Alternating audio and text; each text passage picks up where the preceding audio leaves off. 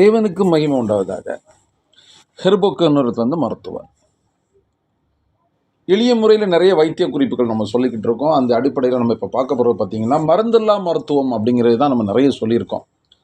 மருந்தில்லா மருத்துவம் அப்படின்னா என்னென்னு கேட்டிங்கன்னா, நம்ம நோயை குணமாக்குறதுக்காக நம்ம சாப்பிட்ற இயற்கையில் சாப்பிட்ற இயற்கை உணவுப் பொருட்களை தான் மருந்தில்லா மருத்துவம்னு சொல்கிறோம். அதாவது மருந்து பொருளாக இது நம்ம எந்த விதமான கடைகளில் வாங்காமலும், எந்தவித மருத்துவ அணுவாகமலும், நமக்கு கடவுள் தந்த அஞ்சரைப்பட்டின்னு சொல்கிற வீட்டில் உள்ள தானிய வகைகள், வீட்டில் உள்ள சமையலுக்கு தேவையான பொருட்களை கொண்டு சாப்பிட்ற அந்த பொருட்களை வச்சு, அதாவது அது மூலிகை பொருட்கள் தான். வீட்டில் சமைக்கிற பாதி பொருட்களுக்கு மேலே அது மூலிகை தான். எல்லாமே மூலிகைன்னே கூட சொல்லிக்கலாம். ஆனால் அதை நம்ம சமையலுக்காக பயன்படுத்தும் போது அதனுடைய நன்மைகளை பற்றி நம்ம தெரியாமல் இருக்கோம். வெறும் சாப்பாட்டுக்காக மட்டும் அதை பயன்படுத்துகிறோம் அப்படின்னு அளவோடு நம்ம அதை உபயோகிக்கிறோம். அதுதான் உண்மை. அந்த வகையில் நம்ம பார்க்க போகும்போது ஒரு சிறந்த ஒரு விஷயம், மருத்துவ சம்பந்தமான ஒரு விஷயம் என்னன்னு கேட்டிங்கன்னா, வெந்தயம். எல்லாருக்குமே தெரியும் வெந்தயத்தினுடைய மருத்துவ குணம் என்ன அப்படின்னு தெரியும். அதில் நிறைய மருத்துவ குணங்கள் இருக்குது. இருந்தாலும் சில குறிப்புகளை நான் உங்களுக்கு சொல்கிறேன். தண்ணியில் அந்த வெந்தயத்தை அதாவது ஒரு அளவுக்கு ஒரு 2 ஸ்பூன் அளவுக்கு வெந்தயத்தை நல்லா தண்ணியில் நைட்டு கழுவி அதை தண்ணீரில் ஊற வைங்க. 1/2 டம்ளர் தண்ணீரில் ஊற வைங்க. காலையில் எழும்பின உடனே எம்டி ஸ்டொமக்கில் நம்ம சாப்பிட்றதுனால என்ன பயன் அப்படின்னா, வெந்தயம் எல்லாருமே சாப்பிட்லாம். சிலவங்களுக்கு அதனுடைய டேஸ்ட் ஒரு மாதிரி இருக்கும். அப்படிங்கிறக்க கொமட்டும், சாப்பிட்டா கசப்பு மாதிரி இருக்கும். அதை எப்படி சாப்பிட்றது, மென்று சாப்பிட்ணும் அப்படிங்கிறதுக்காக நிறைய பேர் அதை சாப்பிடாமல் புறந்தள்ளிடுவோம். அதான் உண்மை.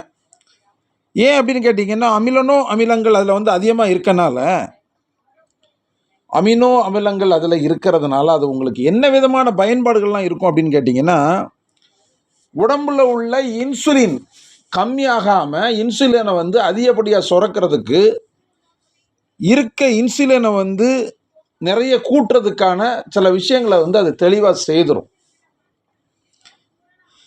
இது செய்கிறனால உங்களுக்கு என்ன விஷயம் அப்படின்னு கேட்டிங்கன்னா, ரத்தத்தில் இருக்கிற சர்க்கரை அளவை குறைக்கிறது மட்டும் இல்லாமல், உங்களுடைய கொழுப்பினுடைய அளவு, உடம்புல ஏறுற தேவையில்லாத கெட்ட கொழுப்புகளை குறைக்கிறதுக்கான தன்மைகள் இந்த வெந்தயத்தில் இருக்குது. வெந்தயத்தை சிறிதளவு எடுத்து நைட்டு ஊற வச்சு காலையில் எம்டி ஸ்டொமக்கில் ஒருத்தர் சாப்பிட்றதுனால, இதை சாப்பிட்டுட்டு நீங்கள் வீட்டில் உள்ள பழஞ்சி நீர் குடிக்கலாம், மோர் குடிக்கலாம், இல்லை ஒன்றுமே இல்லைன்னா தண்ணீர் குடிங்க, ஒன்றும் தப்பு கிடையாது. இது என்ன செய்யும் அப்படின்னு கேட்டிங்கன்னா, இன்சுலின் அளவை கூட்டுது. அதாவது சர்க்கரை நுழைவை குறைச்சி கொழுப்பு நுழைவை குறைக்கும்போது உங்கள் உடம்பில் உள்ள தேவையில்லாத நோய்களை குறைக்கிறதுக்கு இது பெரிதும் உதவியாக இருக்குது. சரி, இந்த வெந்தயத்தை எனக்கு அப்படி ஊற வச்சு சாப்பிட முடியாது அப்படின்னு நீங்கள் நினச்சிங்க அப்படின்னா, கடைகளில் வெந்தய பொடி ரெடிமேடாக கிடைக்கி, இல்லை வெந்தயத்தை பவுட்ரு பண்ணிக்கிங்க. நாங்களும் அது வெந்தய பொடி கொடுத்துக்கிட்டு தான் இருக்கோம். தேவைன்னா நீங்கள் வாங்கிக்கிங்க, இல்லை கடையில் கூட நீங்கள் வாங்கிக்கலாம். இந்த வெந்தய பொடியை பார்த்தீங்கன்னா, ஒரு ஸ்பூன் எடுத்து மோரில் அல்லது தண்ணீரில் கலக்கி நீங்கள் குடிச்சிட்டு வந்தீங்க அப்படின்னா, உடம்பில் தேவையில்லாத கொழுப்பில் குறைக்கும். திருப்பியும் சொல்கிறேன், இன்சுலின் அளவை கூட்டும். அதாவது சர்க்கரை அளவை குறைச்சி, இது ஒரு நீரிழிவு நோய் உள்ளவங்களுக்கு பெரிய மருந்தாக இது உபயோகப்படும்.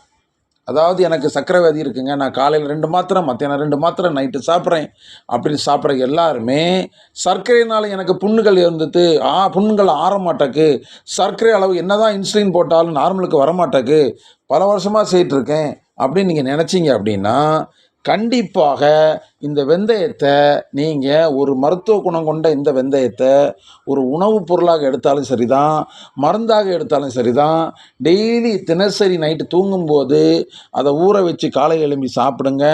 முடியாதவங்க அதை பொடியாக பயன்படுத்துங்க. கண்டிப்பாக இந்த பயன்பாடை பற்றி உங்களுக்கு கமெண்ட்ஸில் சொல்லுங்கள். வாட்ஸ்அப்பில் எங்களுக்கு பேசி அனுப்புங்க.